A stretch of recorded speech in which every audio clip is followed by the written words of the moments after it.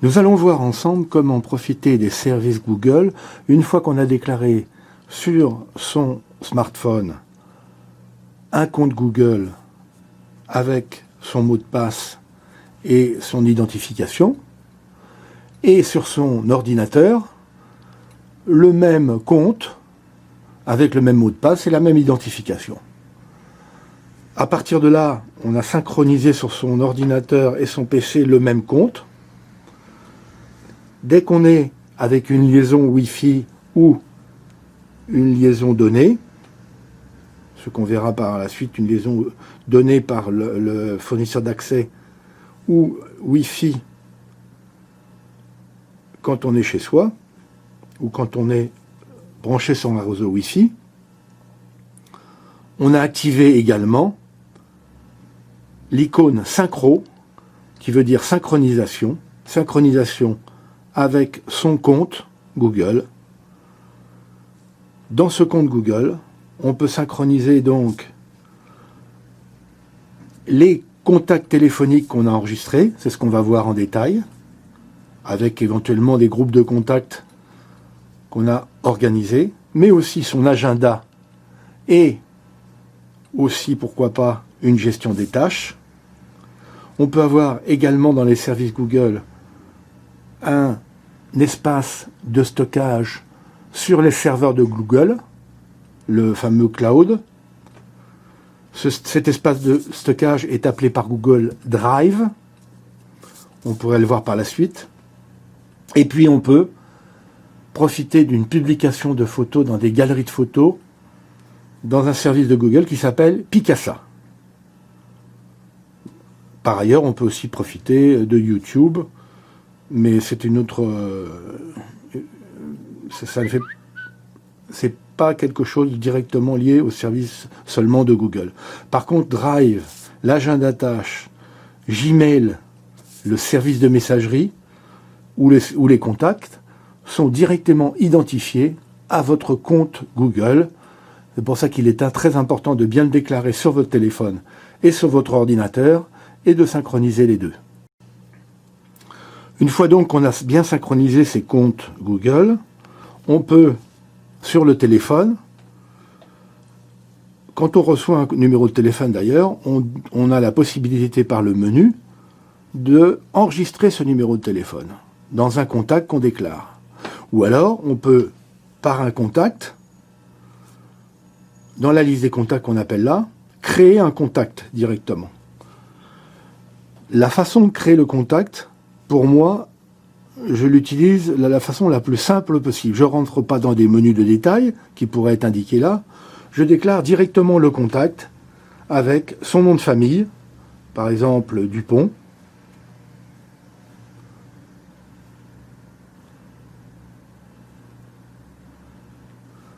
Michel.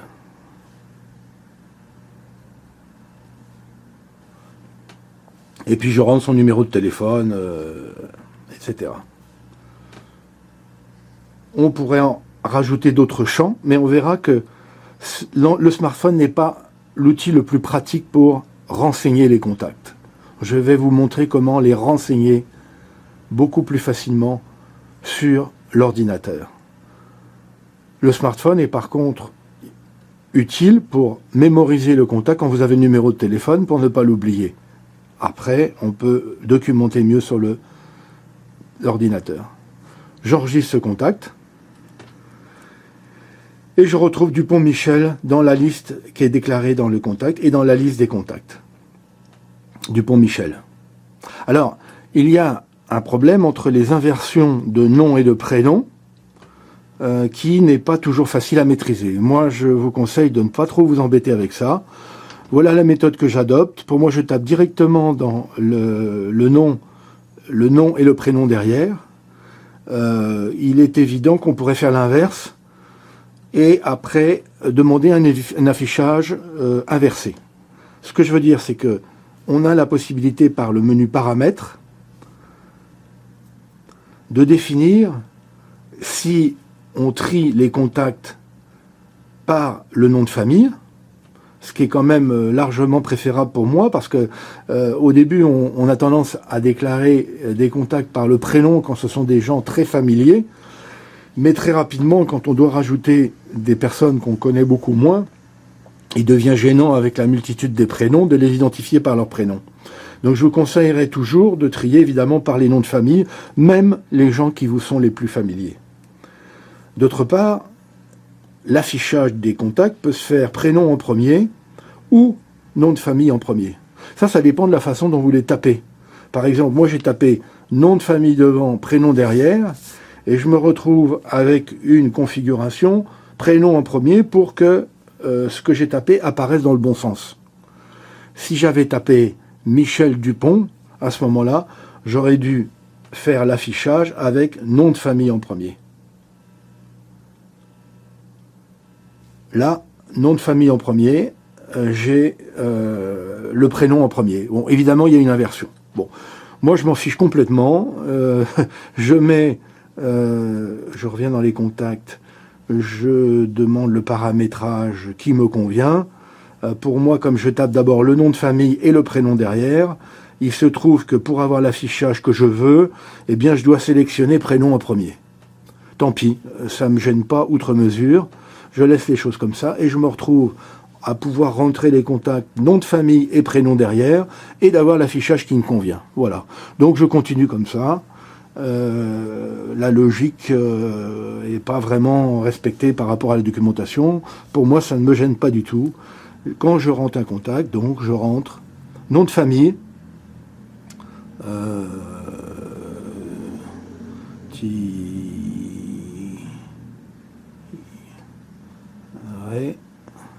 bon, un nom de famille un peu bizarre, espace, Georges, voilà. Et j'enregistre avec le numéro de téléphone, j'enregistre. Et je me retrouve avec Georges, le nom de famille d'abord, le prénom derrière. Voilà, c'est ce qui me convient.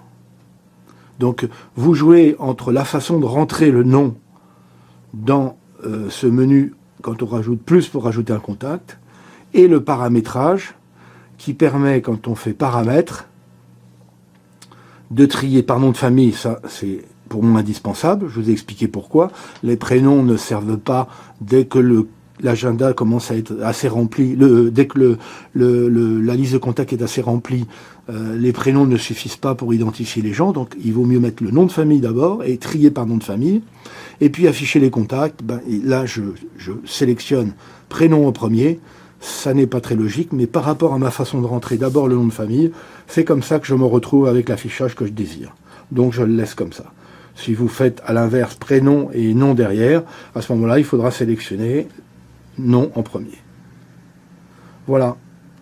Voilà comment, sur le smartphone, je peux créer une liste de contacts minimale en rentrant nom de famille et prénom et le numéro de téléphone, éventuellement l'adresse, etc. Mais moi, je vous conseillerais plutôt de n'entrer que le numéro de téléphone ou rentrer le minimum de façon à faire ce traitement sur l'ordinateur, comme je vais vous montrer, ce qui est bien plus facile. Une fois que vous l'aurez rentré sur l'ordinateur, vous retrouverez toutes ces données sur le téléphone et vous pourrez en profiter soit pour téléphoner, soit pour chercher une adresse, puisque vous aurez l'adresse et vous pourrez directement lancer la carte Maps, la cartographie de Google à partir de cette adresse. Vous pourrez aussi envoyer un mail, puisque vous aurez l'adresse mail. Voilà, donc pour les contacts téléphoniques, pour les adresses mail, pour les adresses postales, et même pour des notes que vous pouvez prendre, le répertoire téléphonique de Google est très pratique, surtout parce qu'il est synchronisé entre votre smartphone que vous avez toujours sur vous, que vous pouvez consulter, et l'ordinateur, qui est vraiment l'outil pour éditer, pour travailler sur ces listes de contacts, dans lesquelles d'ailleurs vous pouvez avoir une fonction groupe qui est... Vous pouvez faire un groupe de vos amis de telle ou telle famille, un groupe... Bon, ces groupes sont très intéressants, par exemple, pour envoyer des mails. Si vous envoyez des mails à un groupe d'amis, à ce moment-là, vous regroupez ces amis-là dans le même groupe, et en appelant le groupe, vous pouvez directement envoyer, vous avez la liste de mails, la liste des mails des gens du groupe qui est générée automatiquement. Voilà, maintenant on va passer sur l'ordinateur pour voir comment on travaille justement avec ces listes de contacts sur l'ordinateur, ce qui est beaucoup plus pratique, vous allez le voir. Donc, nous voici dans le navigateur de Google, Chrome. Dans Chrome, nous allons lancer l'application Gmail, qui est l'application de la messagerie de Google. Comme nous avons déclaré notre compte Gmail dans Chrome, nous avons notre messagerie qui s'affiche, une messagerie nouvelle créée par moi pour les besoins de cette démonstration. Donc j'ai les premiers messages de Gmail qui s'affichent, et à partir de là, je pourrais avoir les messages que je reçois, les messages que je suis, c'est-à-dire que, mais c'est une gestion de la messagerie. Je peux, en appuyant sur les étoiles, considérer que je suis le message, et comme ça, je n'aurai que les messages que je suis, ce qui est quand même très pratique pour une messagerie quand on a beaucoup de messages. Je peux voir les messages envoyés, je peux voir aussi tous les messages. Enfin bon, là, je peux éditer les brouillons, qui pour moi sont très utiles parce que avant d'envoyer des messages, j'envoie beaucoup de brouillons. Voilà, et puis je peux voir tous les messages, il y a du spam, la corbeille, etc. Donc la gestion de la messagerie Gmail n'est pas l'objectif de cette explication. Donc on va passer dessus et on va s'attacher aux contacts. Les contacts, on y accède par un clic sur le titre de la messagerie, il y a une petite flèche, et là on retrouve les contacts, qui sont les contacts téléphoniques, mais aussi les contacts d'email. La messagerie Gmail utilise aussi, et vous pouvez utiliser les adresses de toutes les messageries de vos contacts. Donc en cliquant sur contacts, je me retrouve avec les contacts que j'avais déjà rentrés tout à l'heure sur mon smartphone, puisque les deux sont synchronisés. La différence, c'est que quand je clique sur un contact, j'ai un confort d'affichage sans commune mesure avec celui du smartphone. Je peux documenter l'adresse Gmail, adresse demo@gmail.com, ou Yahoo, tout ce qu'on veut, hein. On n'est pas obligé du tout de rester avec les adresses de Gmail. Le numéro de téléphone, je peux dire que c'est un numéro professionnel. Je peux rajouter un autre numéro en disant que ça c'est le numéro le week-end, par exemple. Je peux taper ce que je veux, hein. Le week-end. Là, j'ai même pas mis de numéro. Enfin bon, peu importe. Hein, voilà, 01 53, etc. Hein. Voilà, je peux mettre une adresse, hein, 22 rue des Petits Pois, des Petits Pois, à Montreuil.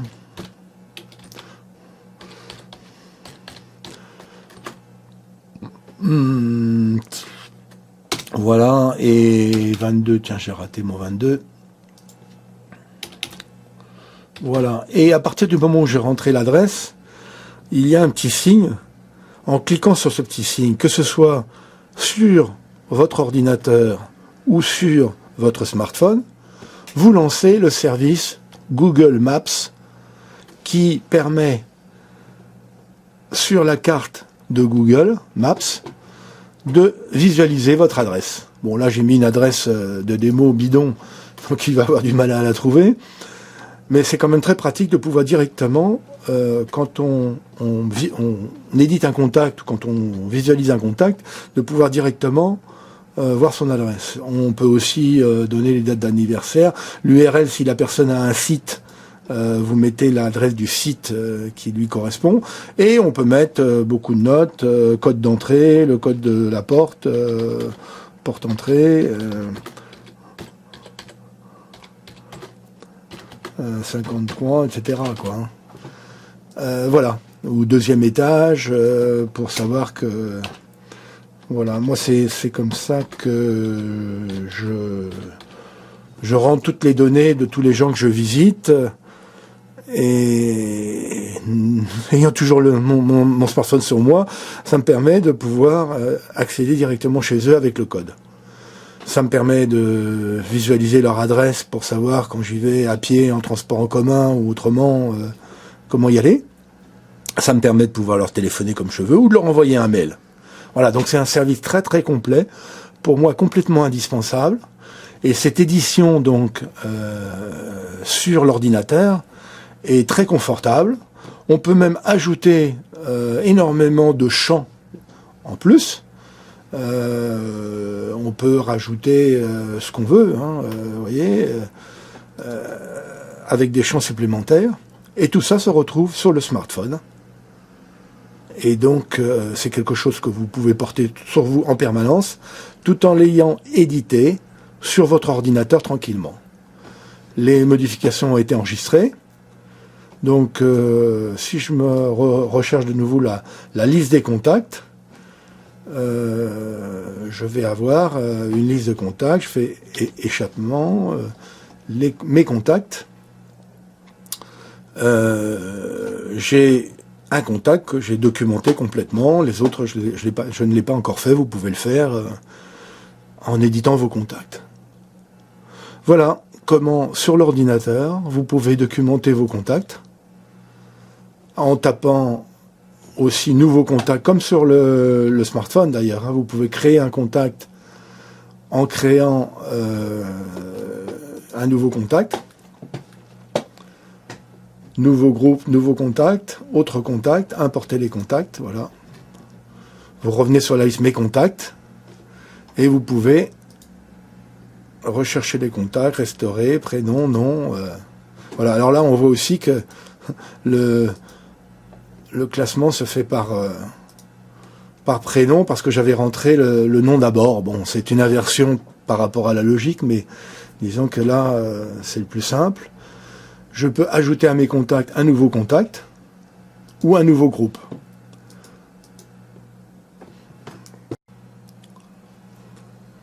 Si on veut ajouter un contact, donc on se retrouve avec une liste de contacts ici. Ce contact ne me plaît pas. Je peux le modifier.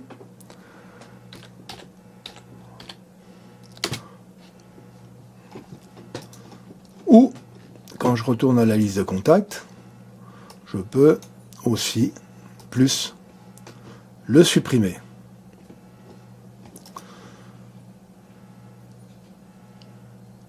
Si je veux rajouter un contact, ajouter à mes contacts, je vais rajouter le nom d'un autre Constant. C'est son nom de femme, Constantin, mettons. Henri. Ajouter. Constantin Henri a été ajouté à mes contacts. Je peux éditer le mail ou toutes les caractéristiques de Constantin Henri. Il fait partie de la liste de mes contacts. Je peux, si je le sélectionne, le supprimer si je veux supprimer ce contact. D'accord? Donc on a vu comment rajouter un contact. Pour ça, il faut, pour rajouter le contact, il faut retourner à la liste, puisqu'on rajoute un contact à partir de la liste des contacts, ajouter à mes contacts, et on ajoute le contact. Quand on veut éditer le contact, on sélectionne le contact, et dedans, on documente le contact. On peut également, donc, comme je vous avais dit, faire des groupes. Donc, par exemple, quand on est avec un contact, on peut désigner un groupe. Est-ce que j'ai déjà de groupe? Non, j'ai pas de groupe. Donc, nouveau groupe, collègue.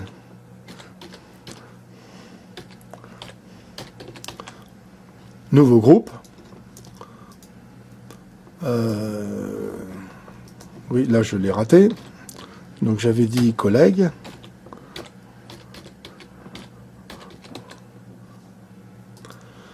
Voilà, le nouveau groupe a été créé. Vous voyez, le mieux c'est de passer par ce menu-là quand même. Nouveau groupe, on crée collègue. Et là on voit que dans mes contacts, je peux avoir tous mes contacts, mais je peux avoir aussi uniquement collègue.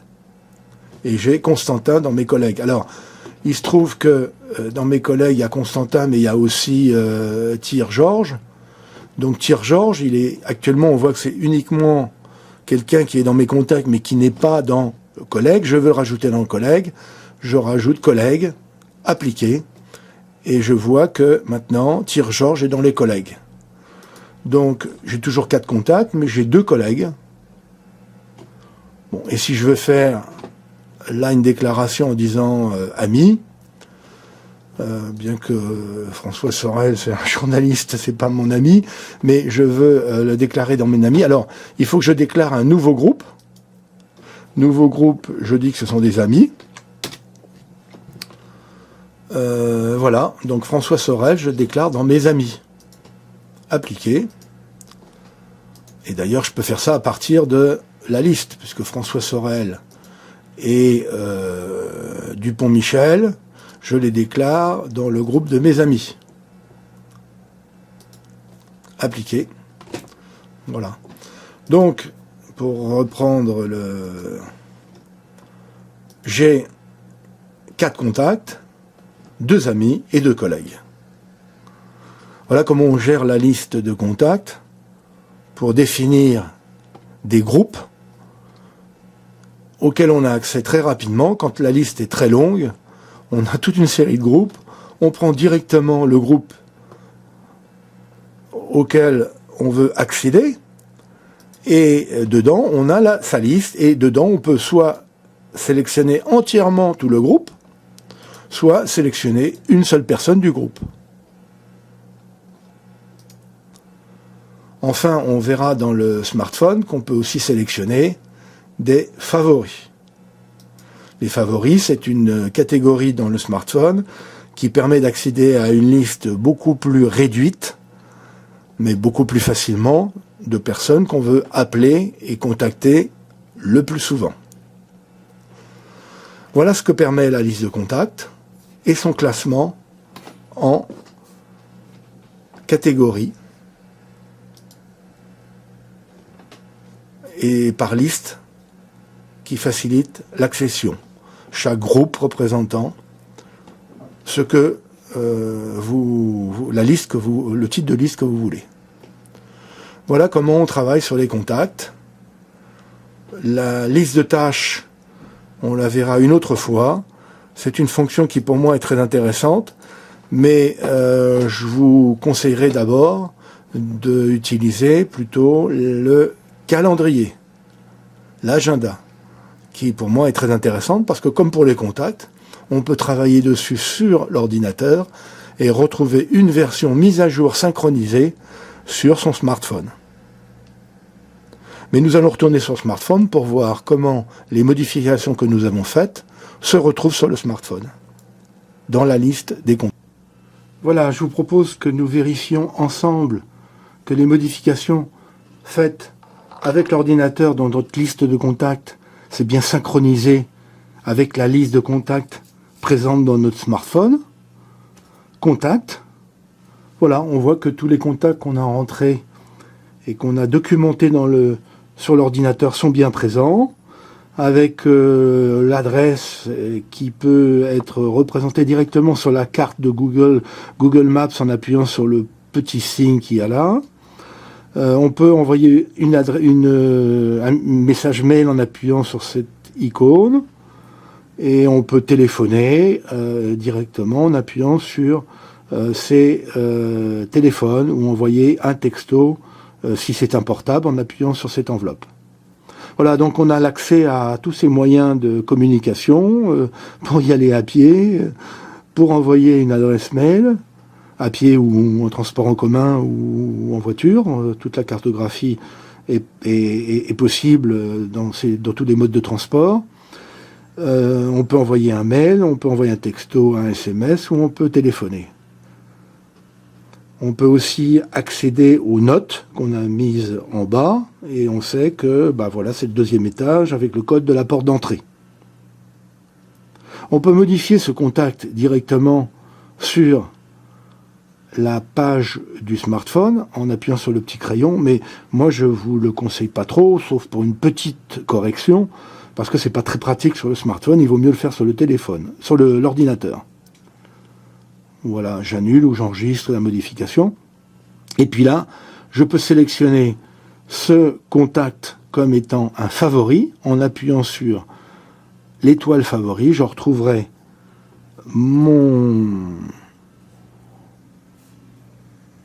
dans la liste de mes favoris, les gens pour lesquels j'aurais allumé la petite étoile. Pour les groupes, c'est pareil. En appuyant sur groupe, je verrai les groupes collègues, amis, famille, etc. que j'aurai créés et apparaîtront la liste des personnes figurant dans chaque groupe. C'est très pratique pour pouvoir un accès beaucoup plus rapide et direct aux favoris, aux groupes ou aux contacts. Là, on les a par liste alphabétique. Alphabétique par nom, comme je vous ai montré tout à l'heure. Voilà comment on accède aux contacts du téléphone. Ils sont mis à jour et synchronisés entre le smartphone et l'ordinateur et permettent quand même un accès très rapide, très direct, très coordonné, synchronisé entre une liste qui reste chez vous sur l'ordinateur ou sur le téléphone et qui est d'ailleurs sur les serveurs de Google. C'est-à-dire que si vous vous connectez avec votre profil Gmail, avec votre profil Google sur n'importe quel ordinateur, vous aurez accès à votre liste de contacts, à votre agenda si vous l'utilisez, à votre liste de tâches, à les services Google inclus. Voilà, maintenant à vous de jouer et me dire ce que vous trouvez de pratique, facile ou plus difficile dans la mise en œuvre de ce que je viens de vous montrer. Bonne pratique, à bientôt.